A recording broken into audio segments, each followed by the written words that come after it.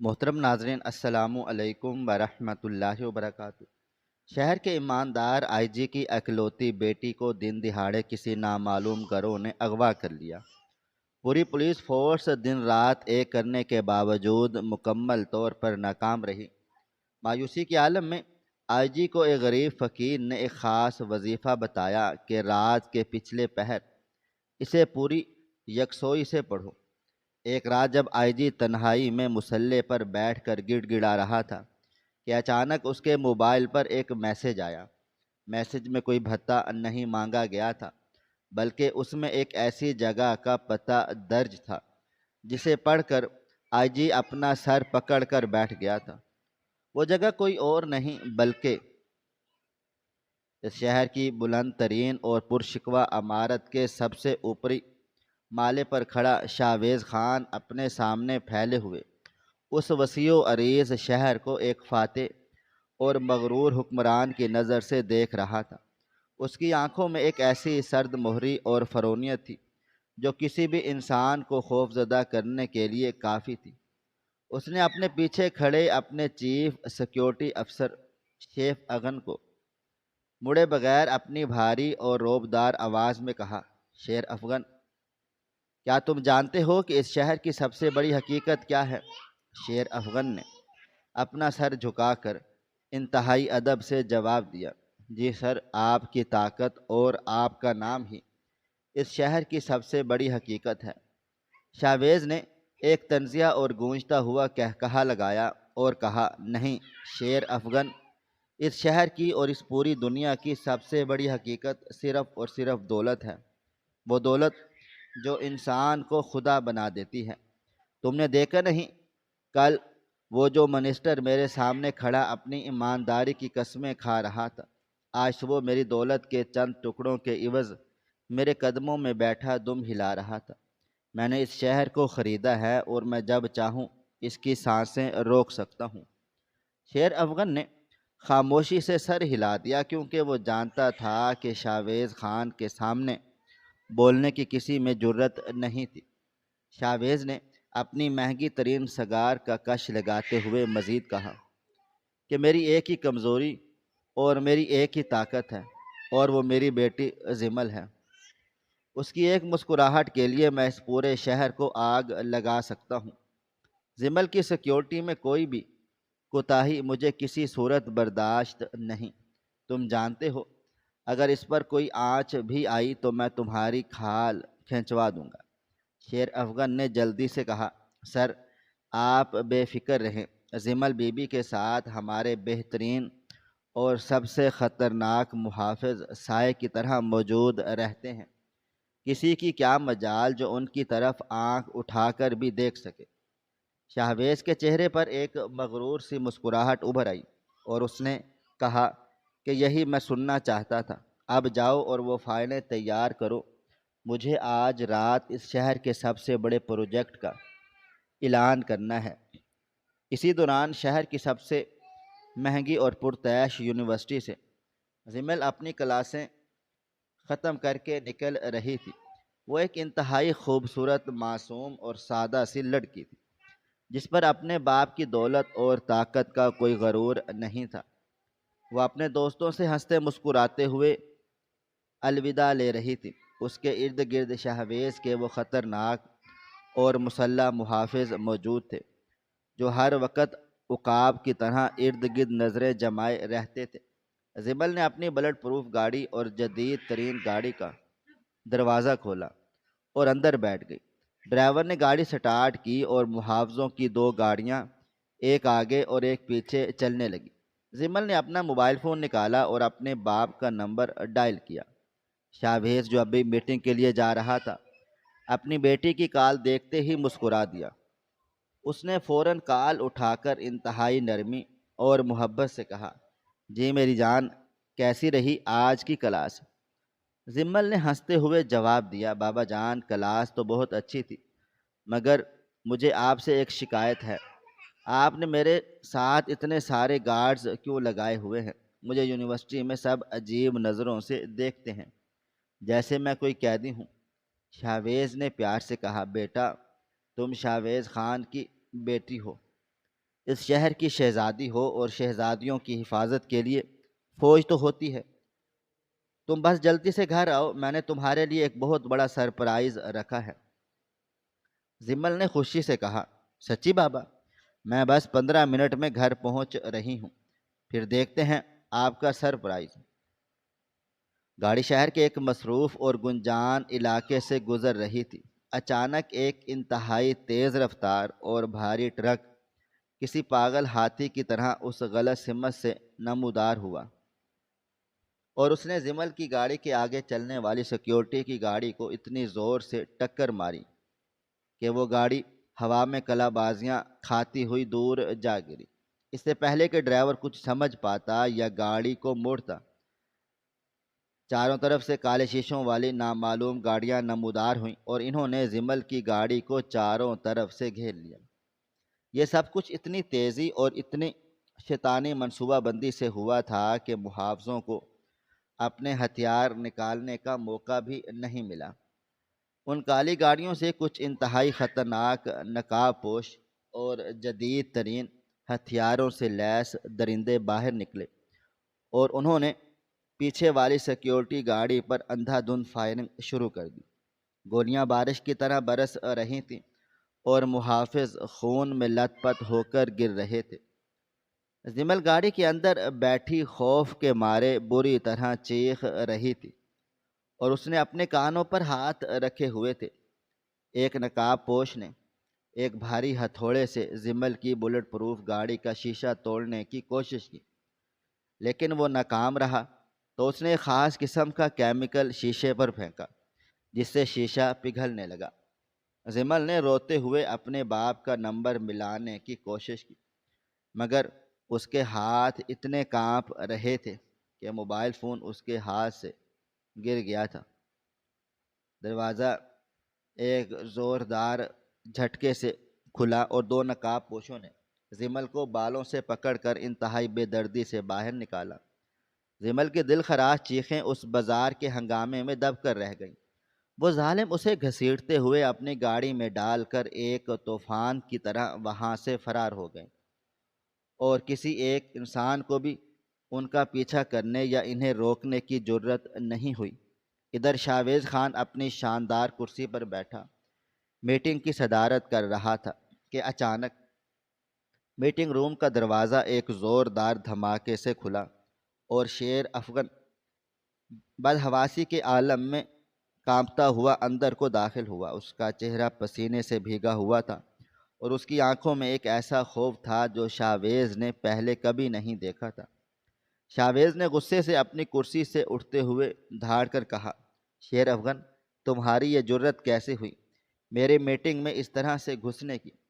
شیر افغن کے ہونٹ بری طرح لرز رہے تھے، اور اس نے لڑکھڑاتی ہوئی آواز میں کہا، سر ایک بہت بڑا قیامت خیز واقعہ ہو گیا۔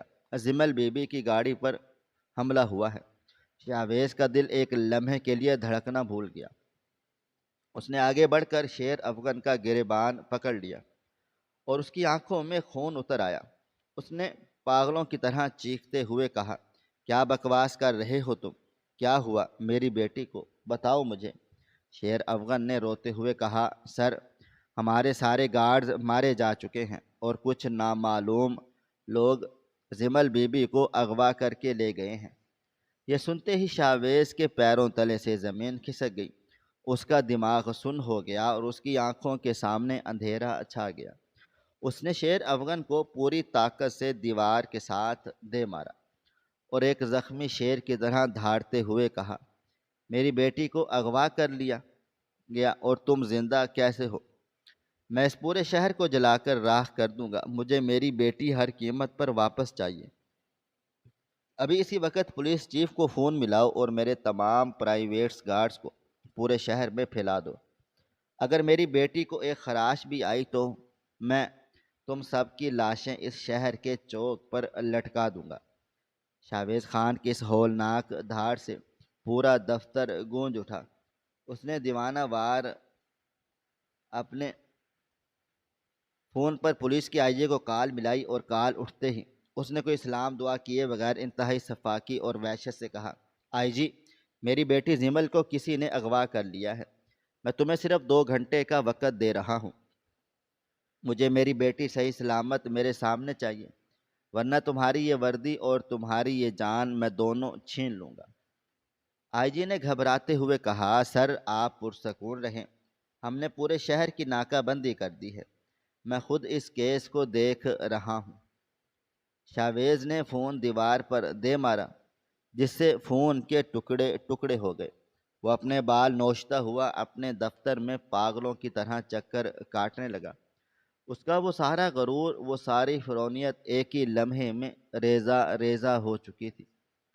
چند گھنٹوں میں اس شہر میں قیامت برپا ہو گئی۔ شاویز کی پرائیویٹ آرمی اور پولیس نے مل کر شہر کے چپے چپے کو چھان مارا۔ انڈر ورلڈ کے بڑے بڑے گنڈوں کو اٹھا کر اس پر ایسا لرزہ خیز اور ہولناک تشدد کیا گیا کہ ان کی چیخیں آسمان چیر رہی تھی، لیکن زمل کا کوئی معمولی سا سراغ بھی نہیں ملا۔ دن رات میں بدل گیا اور رات دن میں، مگر شاہویز کی آنکھوں میں نیند کا نام و نشان نہیں تھا۔ وہ اپنے مانیٹرنگ روم میں بیٹھا ان تمام سکرینز کو گھور رہا تھا جن پر شہر کی سڑکوں کی سی سی ٹی وی فوٹیج چل رہی تھی۔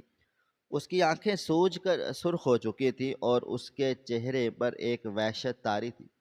شیر افغان سر جھکائے اس کے سامنے کھڑا تھا۔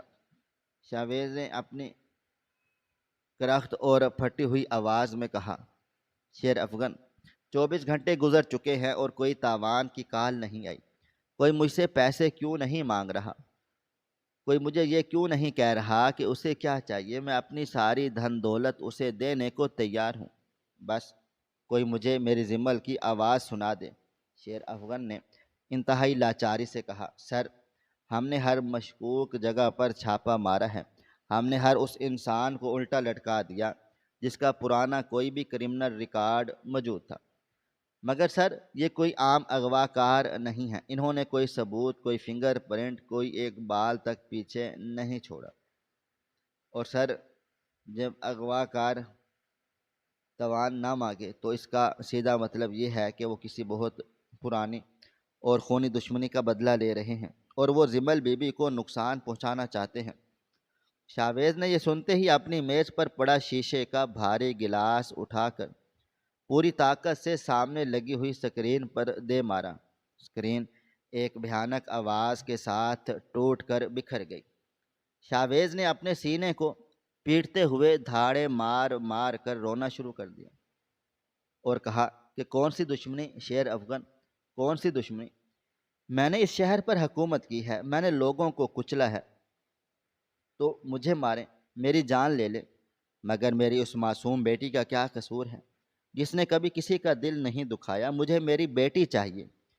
میں اس طاقت کا کیا کروں؟ اس دولت کو آگ لگا دوں جو میری بیٹی کو نہیں بچا سکتی؟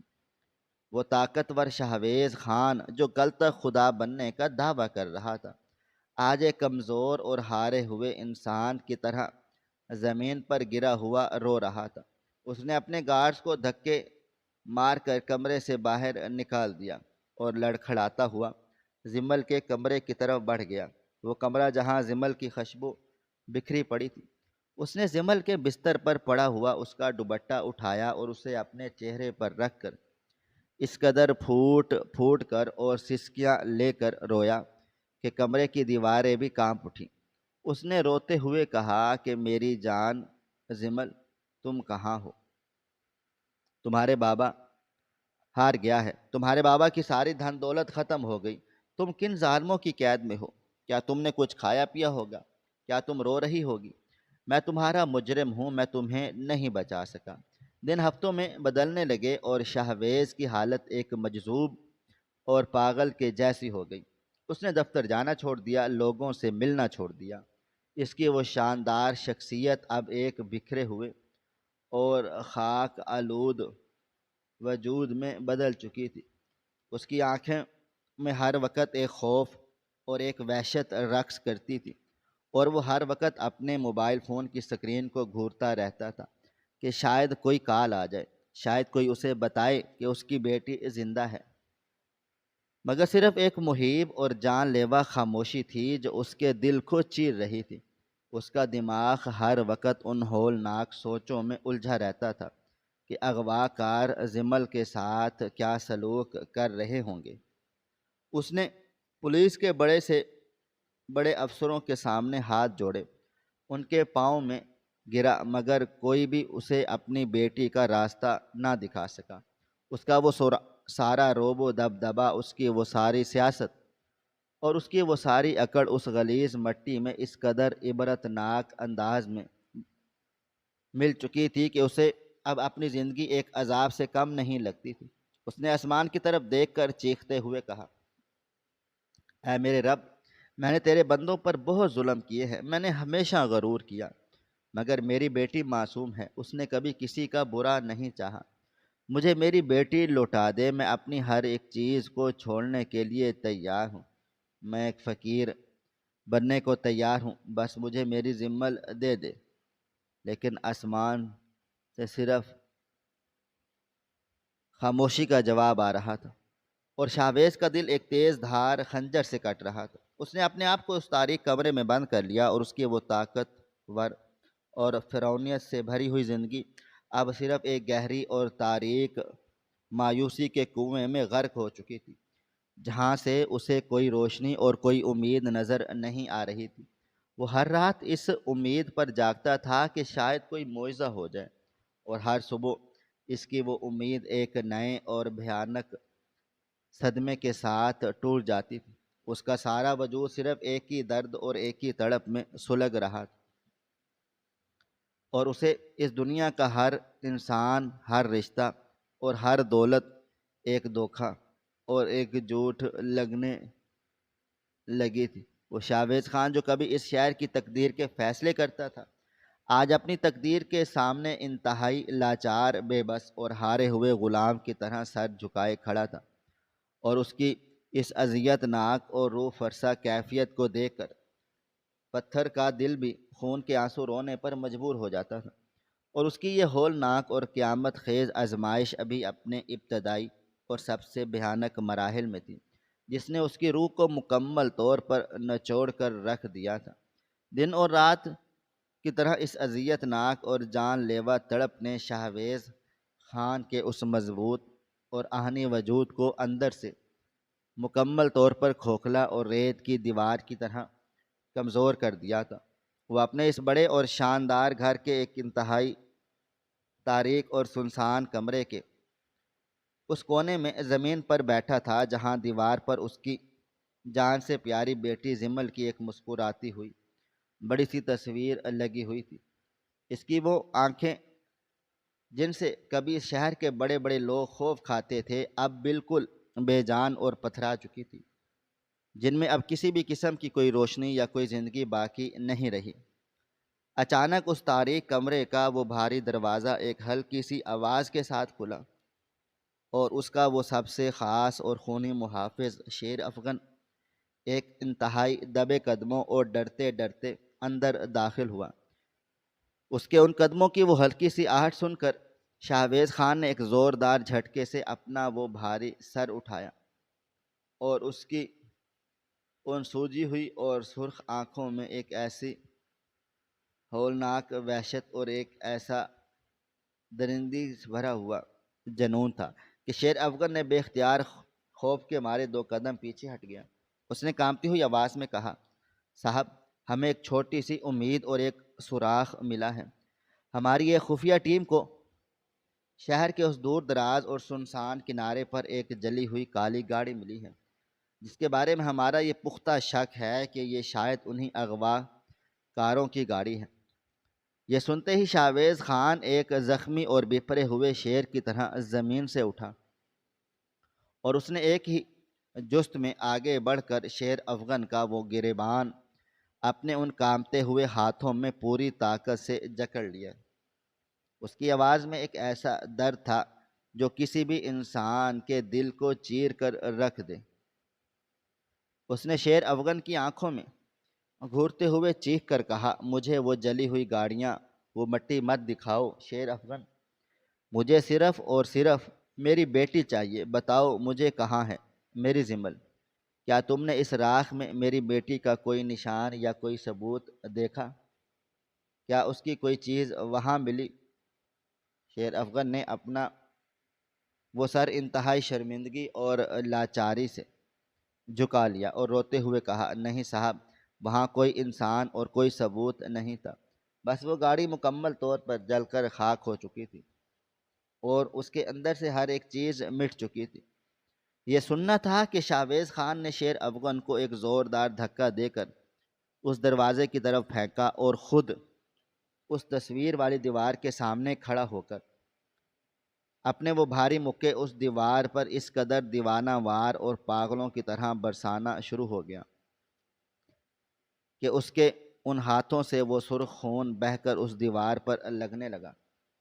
وہ دھاڑے مار مار کر رو رہا تھا اور چلا رہا تھا کہ میرے پاس دنیا کی اتنی بڑی دولت ہے، اتنے بے شمار وسائل ہیں، اور میری وہ اتنی بڑی فوج ہے، لیکن تم سب مل کر بھی ایک معصوم سی بچی کو ان درندوں سے نہیں چھڑا سکتے۔ میں تم سب کو زندہ جلا دوں گا، میں اس پورے شہر کو آگ لگا دوں گا۔ اگر میری بیٹی کو ایک خراش بھی آئی تو میں تم میں سے کسی ایک کو بھی زندہ نہیں چھوڑوں گا۔ شیر افغن روتے ہوئے ان کے قدموں میں گر پڑا اور بولا، صاحب، ہم دن رات ایک کر رہے ہیں، ہم نے اس شہر کے ہر گنڈے اور ہر بدماش کو الٹا لٹکا دیا ہے، مگر صاحب یہ کوئی عام لوگ نہیں ہیں، یہ کوئی بہت ہی شاطر اور خطرناک اور شیطان بھی ہیں، جو کوئی بھی نشان پیچھے نہیں چھوڑ رہے۔ شاویز نے اپنے خون آلود ہاتھوں سے شیر افغن کو پیچھے ہٹایا اور ایک انتہائی مہیب اور ڈرا دینے والی خاموشی کے ساتھ اس کمرے سے باہر نکل گیا۔ اس کا وہ دماغ اب کسی بھی انسان کی بات سننے یا سمجھنے کی صلاحیت سے مکمل طور پر محروم ہو چکا تھا۔ اس کے دل میں ایک ایسا خوفناک طوفان برپا تھا جو اسے اندر ہی اندر جلا کر راکھ کر رہا تھا، اور وہ چلتا ہوا اپنے اس شاندار گھر کے اس بڑے سے دروازے سے باہر نکل آیا۔ اس کے ان محافظوں نے جب اپنے صاحب کو اس حالت میں اکیلے اور ننگے پاؤں باہر جاتے ہوئے دیکھا تو وہ سب گھبرا کر اس کے پیچھے بھاگے۔ ایک گارڈ نے ہمت کر کے کہا، صاحب، آپ اس وقت رات کے اس اندھیرے میں کہاں جا رہے ہیں؟ باہر بہت خطرہ ہے، ہمیں اپنے ساتھ چلنے کا حکم دیں۔ شاویز نے مڑ کر اس گارڈ کو ایک ایسی خونخوار اور پاگل پن بھری نظروں سے دیکھا کہ اس گارڈ کی جان نکل گئی۔ شاویز نے انتہائی کرخت اور سرد آواز میں کہا، اگر تم میں سے کسی ایک نے بھی میرے پیچھے آنے کی کوشش بھی کی تو میں اس کے سینے میں گولیاں اتار دوں گا، مجھے اکیلا چھوڑ دو، میں اس دھن دولت اور اس طاقت کی قید میں گھٹ گھٹ کر مر رہا ہوں، میں اپنی بیٹی کو خود ڈھونڈوں گا۔ وہ محافظ بت بنے وہیں کھڑے رہ گئے اور شاہویز خان رات کے اس انتہائی تاریک، سنسان اور پر اسرار اندھیرے میں اکیلا ہی شہر کی ان ویران سڑکوں پر نکل پڑا۔ آسمان پر کالے اور مہیب بادل چھائے ہوئے تھے اور ایک انتہائی سرد اور ڈراؤنی ہوا چل رہی تھی۔ شاویز کے وہ کپڑے جن پر کبھی کوئی داغ نہیں لگتا تھا آج وہ مٹی اور پسینے سے لتھڑے ہوئے تھے۔ اس کے وہ پاؤں جن میں ہمیشہ مہنگے جوتے ہوتے تھے آج وہ اس سڑک پر ان کھردری اور نوکیلی پتھروں کی زمین پر ننگے اور زخمی ہو رہے تھے، مگر اسے اپنے جسم کے کسی درد کا کوئی احساس نہیں تھا۔ اس کا سارا وجود صرف زمل کی یاد میں تڑپ رہا تھا۔ وہ چلتا چلتا شہر کے ان انتہائی خطرناک اور تاریک علاقوں میں داخل ہو گیا جہاں دن کے وقت بھی عام سے انسان جانے سے ڈرتے تھے۔ وہاں کے اندھیرے میں راستے اور وہ تنگ گلیاں کسی بھیانک اور مہیب قبرستان کا منظر پیش کر رہی تھی۔ کہیں سے کسی آوارہ کتے کے رونے کی وہ منحوس آواز آ رہی تھی جو شاویز کے دل میں ایک انجانا اور ہولناک خوف پیدا کر رہی تھی۔ اچانک اسے اس اندھیری گلی کے موڑ پر کچھ سائے رینگتے ہوئے محسوس ہوئے۔ اس کا دل زوروں سے دھڑکا۔ اس نے سوچا کہ شاید یہی وہ درندے ہیں جنہوں نے اس کی معصوم بیٹی کو اٹھایا ہے۔ وہ دیوانہ وار ان سایوں کی طرف بھاگا اور اس نے چیخ کر کہا، کون ہو تم لوگ؟ بتاؤ مجھے، کہاں ہے میری زمل؟ میں تمہیں زندہ نہیں چھوڑوں گا۔ وہ سائے دراصل اس علاقے کچھ نشے میں دھت اور خطرناک گنڈے تھے جو رات کے اس پہر وہاں لوٹ مار کے لیے گھوم پھر رہے تھے۔ انہوں نے جب ایک اکیلے اور قیمتی کپڑے پہنے ہوئے شخص کو اس طرح سے چیختے چلاتے ہوئے اپنی طرف آتے دیکھا تو انہوں نے اپنے وہ چاقو اور وہ ہتھیار نکال لیے۔ ایک گنڈے نے آگے بڑھ کر شاویز کا گریبان پکڑا اور انتہائی غلیظ اور بھدی آواز میں کہا، او پاگل بڈھے، کیا بکواس کر رہا ہے؟ جو کچھ تیرے پاس ہے چپ چاپ نکال دے، ورنہ تیری بوٹیاں کاٹ کر ان کتوں کو ڈال دیں گے۔ شاویز نے اس چاقو کی طرف کوئی دھیان نہیں دیا، بلکہ اس نے اس گنڈے کا وہ چاقو والا ہاتھ اتنی زور سے مروڑا کہ اس گنڈے کے منہ سے ایک دل خراش اور تکلیف دہ چیخیں نکل گئی۔ شاویز نے اس کی آنکھوں میں آنکھیں ڈال کر ایک درندے کی طرح گرایا اور کہا، تم نے میری بیٹی کو کہاں چھپایا ہے؟ اگر تم نے مجھے نہیں بتایا تو میں تمہاری ان ہڈیوں کا چورا بنا دوں گا۔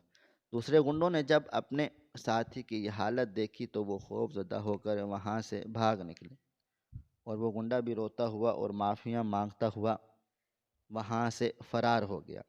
شاویز خان ایک بار پھر اس اندھیری گلی میں اکیلا رہ گیا۔ وہ اسی طرح روتا ہوا اور بھٹکتا ہوا اس شہر کی ایک انتہائی پرانی خستہ حال اور بدبودار کچی آبادی کے کنارے پر پہنچ گیا۔ وہاں کی وہ گلیاں اس قدر تنگ اور تاریک تھی کہ وہاں کا دن کا اجالا بھی بہت مشکلوں سے پہنچتا تھا۔ اس کا وہ سانس بری طرح سے اکھڑ رہا تھا اور اس کے وہ قدم اب مزید چلنے سے مکمل طور پر جواب دے رہے تھے۔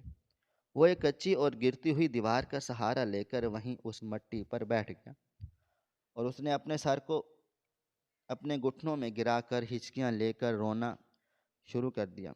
اے میرے مالک، میں ہار گیا ہوں، میری ساری طاقت ختم ہو گئی۔ میں نے ساری زندگی لوگوں کو خریدا اور بیچا، مگر آج میں اپنی ہی بیٹی کو بچانے کے لیے ایک بھکاری بن گیا ہوں۔ مجھے میری بچی دے دے۔ وہ کن ظالموں کے پاس ہوگی؟ کیا اسے کوئی روٹی کا ٹکڑا ملا ہوگا یا نہیں؟ یا وہ بھوک سے تڑپ رہی ہوگی؟ اس کی یہ چیخیں اور یہ سسکیاں اس اندھیری رات کے اس سناٹے میں ایک انتہائی دردناک سمفنی کی پیدا کر رہی تھی۔ اچانک اس کی وہ روتی اور دھندلی نظریں کچھ فاصلے پر پڑی، جہاں ایک چھوٹی سی اور خستہ حال جھونپڑی کے باہر زمین پر ایک انتہائی پرانی اور ٹوٹی ہوئی چارپائی پر ایک بوڑھا شخص بیٹھا ہوا تھا۔ اس بوڑھے انسان کے وہ کپڑے کئی جگہ سے پھٹے ہوئے تھے اور اس کا وہ جسم بھوک اور کمزوری کی وجہ سے کمزور پڑ رہا تھا اور بالکل ہڈیوں کا ڈھانچہ ہی لگ رہا تھا، مگر اس کے چہرے پر اور اس کی ان گہری آنکھوں میں ایک ایسا انتہائی خوفناک اور پر اسرار سا نور تھا جو اس تاریک رات اور اس غلیظ آبادی کے اندھیرے کو بھی کاٹ رہا تھا۔ وہ بوڑھا درویش اپنی اس چٹائی پر بیٹھا انتہائی خاموشی اور ایک عجیب سے سکون کے ساتھ روتے ہوئے اور ٹوٹے ہوئے شاویز خان کو دیکھ رہا تھا۔ شاویز کو محسوس ہوا جیسے اس بوڑھے کی ان آنکھوں میں کوئی ایسی کشش اور کوئی ایسی غیبی طاقت ہے جو اسے اپنی طرف کھینچ رہی ہے۔ وہ اپنے ان لرزتے اور کانپتے ہوئے قدموں کے ساتھ اٹھا اور گھسیٹتا ہوا اس درویش کے قریب بالکل پہنچ کر زمین پر گر پڑا اور اس بوڑھے کے قدموں کے پاس بیٹھ کر بچوں کی طرح بلک بلک کر رونے لگا۔ درویش نے اپنا کمزور اور لرزتا ہوا دایاں ہاتھ شاویز کے اس مٹی سے بھرے ہوئے سر پر رکھا اور پھر انتہائی دھیمی کھسکتی ہوئی مگر ایک گرجدار اور روح کو ہلا دینے والی آواز میں کہا، اے انسان، میں تیرے اس دل کے اس ہولناک درد اور تیری روح کی قیامت خیز تڑپ کو دیکھ رہا ہوں۔ تو اس دنیا کی اس عارضی اور جھوٹی طاقت کا وہ مغرور بادشاہ ہے جس نے اپنی ساری زندگی غرور اور دولت کے نشے میں اندھے ہو کر گزار دی۔ تو سمجھتا تھا کہ تیری وہ دھن دولت ہر ایک چیز کو خرید سکتی ہے اور تیری وہ طاقت جو ہر انسان کو تقدیر لکھ سکتی ہے، مگر آج جب اس کائنات کے سچے اور حقیقی رب نے تیری سب سے قیمتی امانت کو ایک نامعلوم امتحان میں ڈال دیا ہے، تو تیری وہ ساری بادشاہت، تیری وہ ساری فوج اور تیرا وہ سارا روب و دبدبا اس مٹی میں مکمل طور پر خاک ہو کر اس طرح اڑ چکا ہے جیسے اس کا کوئی وجود ہی نہیں تھا، اور آج تو ایک فقیر کے قدموں میں گر کر اس طرح سے بھیک مانگ رہا ہے جیسے کوئی لاچار اور بے بس کیڑا ہو۔ شاویز اس درویش کی ان حیرت انگیز اور پر اسرار باتوں کو سن کر ایک شدید صدمے اور حیرت کے عالم میں اپنا سر اٹھا کر اسے گھورنے لگا، کیونکہ اس درویش نے اس اندھیرے میں اور ان بدحال کپڑوں میں بھی شاویز خان کو مکمل طور پر پہچان لیا تھا۔ شاویز نے اپنے سوکھے اور لرزتے ہوئے ہونٹوں کو کھولا اور انتہائی لاچاری اور درد سے بھری ہوئی آواز میں روتے ہوئے اس درویش سے کہا، اے بابا، میں مانتا ہوں میں نے اس دنیا میں بہت غرور کیا اور لوگوں کو اپنے ان پیسوں سے روندا، مگر میری بیٹی کا کیا قصور ہے؟ وہ تو بالکل معصوم ہے، اس نے تو کبھی کسی چونٹی کو بھی نہیں پہنچایا نقصان۔ مجھے آج میرے طاقتور ہونے کی سب سے بڑی اور بھیانک سزا مل رہی ہے کہ میری وہ ساری فوج ناکام ہو چکی اور میں اپنی ہی بیٹی کو ان درندوں سے نہیں بچا پا رہا۔ مجھے اس دنیا کے کسی انسان سے، کسی دولت سے کوئی امید قطعا نہیں تھی، اور باقی رہی خدارا، اگر تیرے پاس اس رب کا کوئی نور یا کوئی علم کا راستہ موجود ہے تو میری اس اندھی اور تاریک زندگی میں کوئی دیا جلا دے، کوئی ایسا راستہ بتا دے کہ میں اپنی زمل تک پہنچ سکوں، ورنہ میں اسی سڑک پر اپنا یہ سر پھاڑ کر ہمیشہ کے لیے اپنی اس جان کو ختم کر دوں گا۔ اس درویش نے شاویز خان کی ان سسکیوں اور اس کی تڑپ کو سن کر ایک لمبی اور انتہائی گہری سانس لی، اور اس کی وہ پر نور آنکھوں میں ایک عجیب سی دکھ ببر ہے۔ اس نے اپنے پھٹے ہوئے کرتے کی جیب سے ایک انتہائی پرانی اور چھوٹی سی اور لکڑی کے دسبی کے دانوں والی تسبیح نکالی اور شاویز خان کے کانپتے ہوئے ہاتھوں میں انتہائی مضبوطی سے تھما دی۔ درویش نے انتہائی پر نور، گرجدار اور ایک اٹل اور حتمی آواز میں اس طاقتور انسان کی روتی ہوئی آنکھوں میں سیدھا اور گہرائی تک دیکھتے ہوئے کہا، اے بے بس انسان، غور سے سن میری اس بات کو۔ جب اس دنیا کے تمام دروازے، جب اس جدید ٹیکنالوجی کے تمام راستے اور جب انسانوں کی ساری تدبیریں اور عقلیں مکمل طور پر ناکام ہو جائیں اور انسان ہر طرف سے ہار کر مایوسی کے تاریک گڑھے میں گر جائے، تو پھر صرف ایک اور سچے رب کا وہ دروازہ باقی بچتا ہے جو کبھی بند نہیں ہوتا، اور جس کی طاقت کے سامنے یہ ساری دنیا ایک مچھر کے پر کے برابر بھی نہیں۔ تو اس دنیاوی طاقت اور ان ہتھیاروں پر بھروسہ کرنے کی بجائے اور اندھا دھند یقین کرنا جو ناممکن کو بھی ایک لمحے میں ممکن بنانے کی اور ابدی اور لامحدود طاقت رکھتا ہے، تو میری بات کو اپنے روتے ہوئے دل پر مکمل اور حتمی طور پر نقش کر لے۔ آج رات جب یہ دنیا مکمل طور پر نیند کے ان اندھیروں میں غرق ہو جائے اور رات کا وہ تیسرا پہر شروع ہو جائے، جب ہوائیں بھی چلنا بند ہو جائیں اور ایک مہیب سناٹا چھا جائے، تو اپنے گھر کے بند دروازے میں اکیلے اور تنہا بیٹھ کر اپنے دل کو اس دنیا کی ہر سوچ، ہر پریشانی اور ہر غلاظت سے مکمل طور پر پاک صاف کر لینا، اور اپنی ساری عقل کو، اپنی اس طاقت کے اس غرور کو ہمیشہ کے لیے اس مٹی میں دفن کر کے صرف اور صرف اپنے اس پروردگار کے سامنے ایک انتہائی حقیر، گناہ گار اور بھکاری انسان کی طرح سجدے میں گر جانا۔ جو تسبیح میں نے تجھے دی ہے اسے اپنے ان ہاتھوں میں تھام کر بس اس رب کے ان ناموں کو پکارنا شروع کر دینا۔ تیرا وہ یقین اس قدر پختہ اور اس قدر خالص اور اس قدر اندھا ہونا چاہیے کہ اگر یہ آسمان بھی اور ٹوٹ جائے اور گر جائے تو تیری اس زبان سے وہ التجا اور تیرے اس دل سے وہ یقین کی صورت نہ ٹوٹے، اور جب تو اس روتے ہوئے دل کے ساتھ اور اس اندھے یقین کے ساتھ مصلے پر بیٹھ کر اپنے رب کو پکارے گا، تو میرا وہ رب تیری اس اندھیری اور تاریک رات کو ایک ایسی روشنی میں بدل دے گا جو تجھے سیدھا تیری اس کھوئی ہوئی امانت اور تیری معصوم بیٹی تک اس طرح لے جائے گا کہ تیرا دماغ اور تیری عقل حیرت سے پھٹ جائے گی۔ یہ کوئی جادو نہیں ہے انسان، یہ اس سچے مالک پر وہ یقین ہے جو پتھروں کو بھی موم کر دیتا ہے۔ اب تو جا اور اس وقت کا انتظار کر جب کائنات کی ساری خلقت اور ساری طاقتیں ان آنسوؤں کو آسمان تک لے جائیں گی۔ اس غریب اور لاچار درویش نے انتہائی پر نور، حیرت انگیز اور پر اسرار باتوں کو سن کر اور اس کی دی گئی تسبیح کو اپنے ان کامتے اور لرزتے ہاتھوں میں انتہائی مضبوطی اور ایک اندھے یقین کے ساتھ تھام کر اس شہر کے سب سے بڑے طاقتور اور مغرور شاہویز خان کے ٹوٹے ہوئے اور روتے ہوئے دل میں ایک ایسی نامعلوم غیبی اور انتہائی طاقتور امید کی کرن پیدا ہو گئی جس نے اس کی ساری مایوسی اور اس کے اس سارے اندھیرے کو ایک ہی لمحے میں چیر کر اور پھاڑ کر رکھ دیا۔ وہ شاویز خان جو چند لمحے پہلے تک اس کچی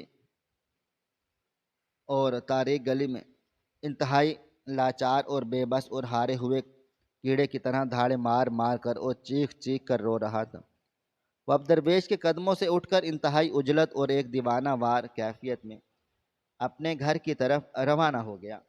اس کے قدم جو پہلے کبھی اس ہولناک صدمے اور اس بھاری تھکاوٹ کی وجہ سے انتہائی بوجھل اور بے جان ہو چکے تھے، اب ان میں ایک عجیب سی طاقت اور ایک ایسا پر اسرار سکون آ چکا تھا جس کا تصور بھی اس نے اپنی اس پوری طاقت ور اور سرکاری زندگی میں کبھی نہیں کیا تھا۔ وہ چلتا ہوا اس شہر کی ان ویران، سنسان اور مہیب سڑکوں کو چیرتا ہوا واپس اپنے اس بڑے اور شاندار گھر کی طرف بھاگ رہا تھا۔ اس نے دماغ میں بس ایک ہی بات اور وہ درویش کی وہی ایک پر اسرار آواز بار بار ایک طاقتور اور گرجدار طوفان کی طرح گونج رہی تھی کہ جب دنیا کے تمام راستے بند ہو جائیں تو بس اس ایک رب کو پکارنا جس کا دروازہ کبھی بند نہیں ہوتا اور وہ ناممکن کو بھی ممکن بنانے کی وہ ابدی طاقت رکھتا ہے۔ گھر پہنچتے ہی اس نے اپنے ان تمام گارڈز اور ان تمام نوکروں کو جو پریشانی کے عالم میں اس کا انتظار کر رہے تھے انتہائی سختی اور ایک گرجدار آواز کے ساتھ یہ اٹل اور حتمی حکم دے کر اس شہر کے سب سے بڑے حصے سے باہر نکال دیا کہ کوئی بھی انسان آج رات اور اس کے کمرے کے بالکل قریب آنے کی کوشش نہ کرے، قطن نہ کرے۔ اس نے اگر رات کمرے کا دروازہ کھٹکھٹانے کی کوشش کی تو اس کی جان لے لے گا۔ اس نے زمل کے اس اندھیرے اور سنسان کمرے میں جا کر دروازے کو اندر سے لاک کر دیا اور وہیں زمین پر بیٹھ کر رات کے اس تیسرے پہر اور اس سناٹے کا انتہائی بے صبری، دیوانگی اور ایک پاگل پن کے ساتھ انتظار کرنا شروع کر دیا۔ اور رات کی پرفضا اس قدر پر اسرار، بوجھل اور اس قدر خوفناک تھی جیسے کسی بہت بڑے اور قیامت خیز واقعے کے ہونے کا واقعہ ہی کوئی اعلان ہو۔ کمرے میں مکمل اندھیرا تھا، صرف کھڑکی سے آنے والی اس چاند کی ہلکی سی اور دھندلی سی روشنی اس زمین پر پڑ رہی تھی۔ شاویز نے اپنے میلے اور مٹی سے لتھڑے ہوئے کپڑے نہیں بدلے کیونکہ وہ اپنے اس رب کے حضور اپنے اس غرور کے ساتھ نہیں بلکہ ایک بھکاری کے روپ میں جانا چاہتا تھا۔ وقت گزرتا چلا جا رہا تھا اور ہر گزرتا ہوا لمحہ اس کے دل کے پر ایک بھاری ہتھوڑے کی طرح لگ رہا تھا۔ اس کی دھڑکن ایک اس قدر تیز اور بے قابو ہو چکی کہ وہ اپنا سینہ پھٹتا ہوا محسوس ہو رہا۔ بالآخر وہ طویل اور کھٹن انتظار اپنی اس منزل تک پہنچ گیا۔ رات کو وہ تیسرا پہر شروع ہوا جب دنیا کا شور اور وہ ساری ہوائیں مکمل طور پر تھم گئیں اور وہ ایک ایسا مہیب اور قبرستان کے جیسا سناٹا چھا گیا جو کسی بھی انسان کی روح کو ہلا دینے کے لیے کافی تھا۔ شاویز خان نے انتہائی خاموشی اور ایک عجیب سی روحانی کیفیت کے ساتھ اٹھ کر اپنا وضو مکمل کیا اس کے وہ ہاتھ اس قدر بری طرح سے کانپ رہے تھے کہ پانی اس کے ہاتھوں سے پسر رہا تھا۔ اس نے اس اندھیرے کمرے میں اس چاندنی والے حصے میں وہ مسلح بچھایا اور اس پر انتہائی لاچار، بے بس اور ایک ہارے ہوئے غلام کی طرح گر گیا۔ اس نے درویش کی دی ہوئی وہ پرانی لکڑی کی تسبیح اپنے ہاتھ میں پکڑی اور اپنے ان لرزتے ہوئے ہاتھوں کو آسمان کی طرف بلند کر دیا، اور پھر اس کے خشک حلق اور اس کے زخمی سینے سے ایک انتہائی ہولناک، بلند، دل خراش اور روح فرسا چیخیں نکلی، جس نے اس کمرے کے سناٹے کو قیامت خیز زلزلے میں کی طرح چیر کر اور پھاڑ کر رکھ دیا۔ اس کے وہ گرم اور کھولتے ہوئے آنسو ایک ابلتے ہوئے چشمے کی طرح زار و قطار بہنے لگے، اور اس کا وہ سارا غرور ہمیشہ کے لیے دفن ہو گیا۔ اب اس کے بعد کیا ہونے والا تھا، اور اس کی اس التجا کے نتیجے میں کون سا بھیانک اور لرزہ خیز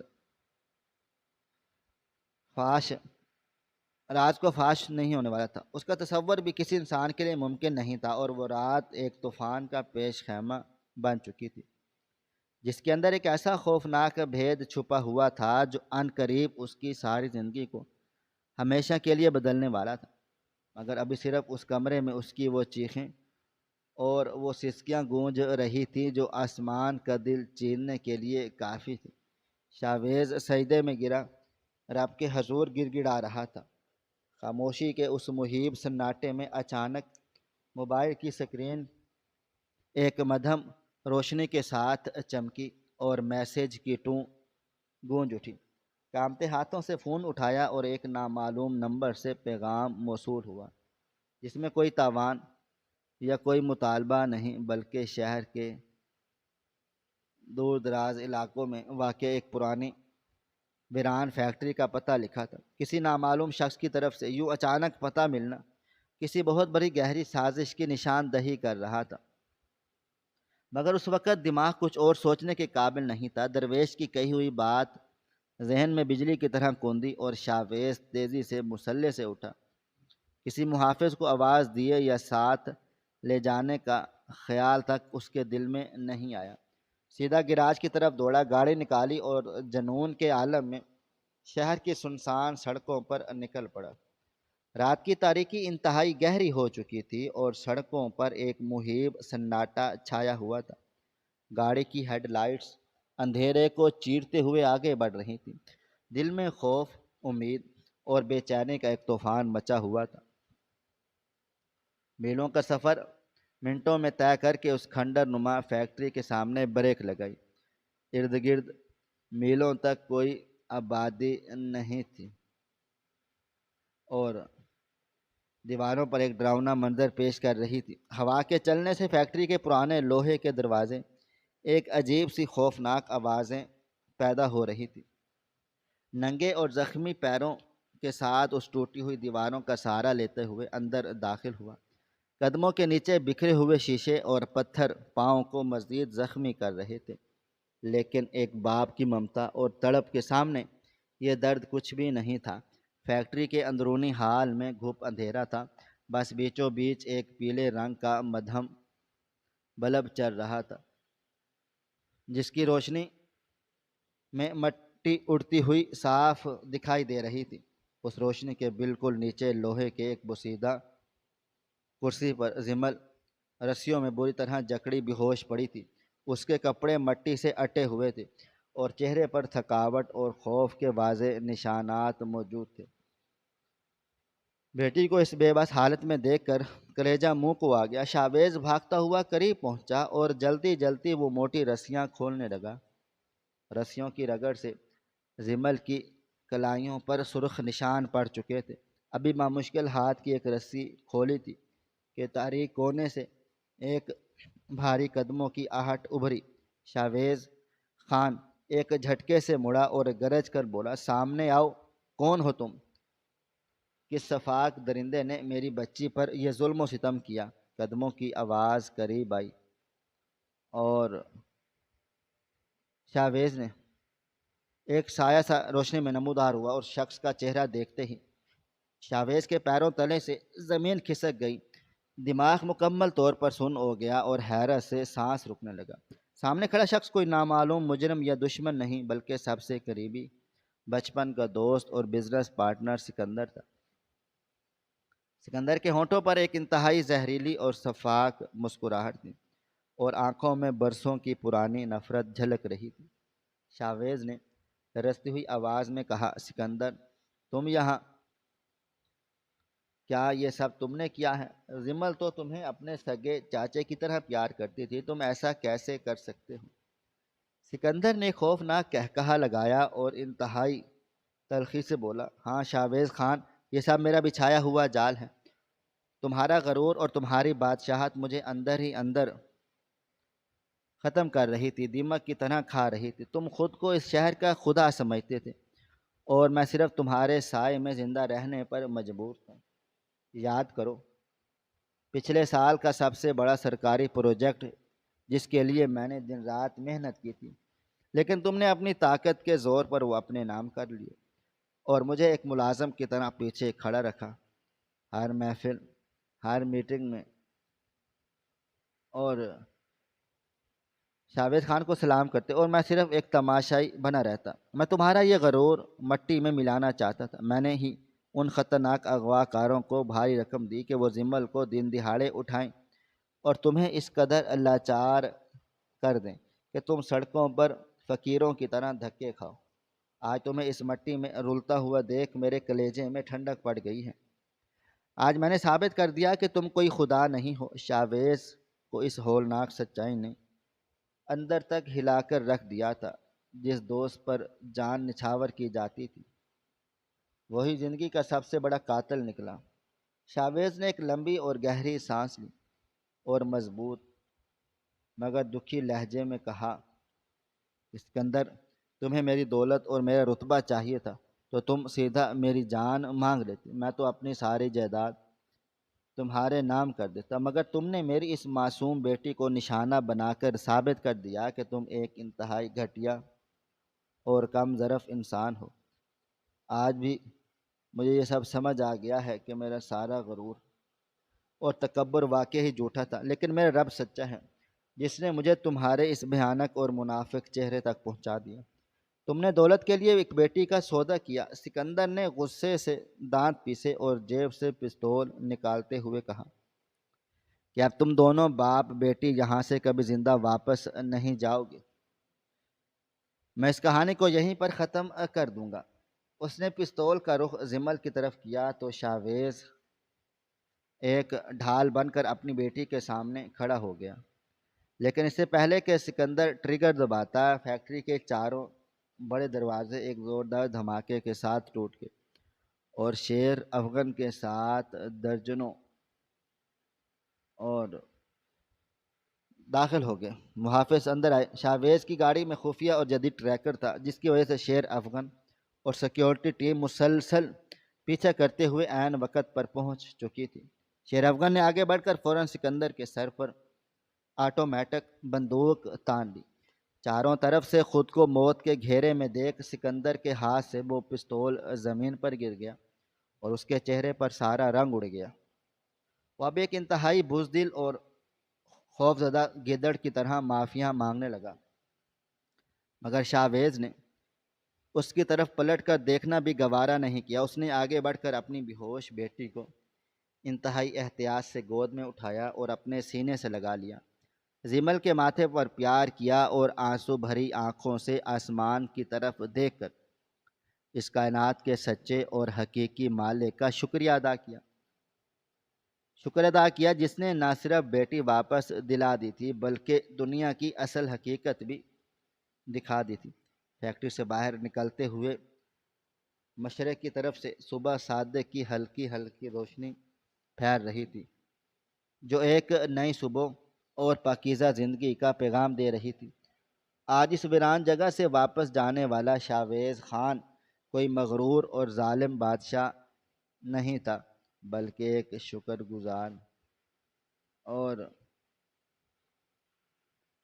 عاجز انسان تھا جس نے جان لیا تھا کہ اصل طاقت اور بادشاہ صرف اور صرف آسمان والے کے پاس ہے اور دنیا کی یہ ساری دھن دولت ایک بہت بڑا دھوکہ اور سراب ہے۔ ناظرین، آپ کو ہماری آج کی کہانی کیسی لگی؟ کامنٹ باکس میں اپنی رائے کا اظہار ضرور کریں۔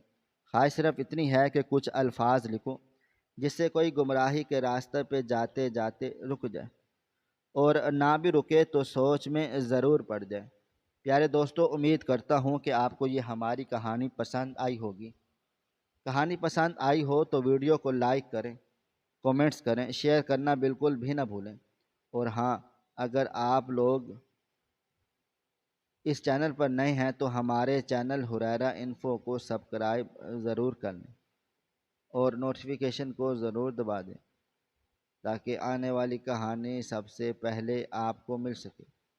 ملتے ہیں کل ایک نئی اور دلچسپ کہانی کے ساتھ، تب تک اپنا ڈھیر سارا خیال رکھیے گا۔ اللہ حافظ۔